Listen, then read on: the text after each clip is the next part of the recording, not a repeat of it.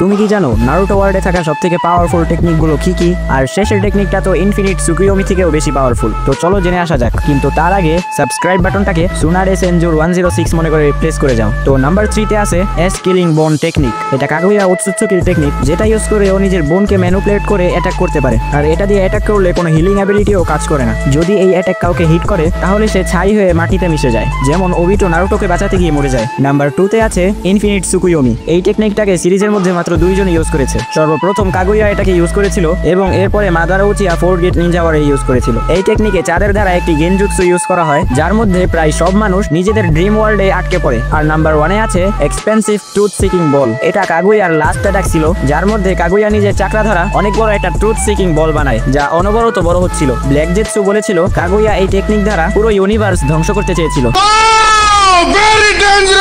আর এখানে নোটিস করার বিষয় হলো এই 3টা টেকনিকই কাগুয়ার ছিল।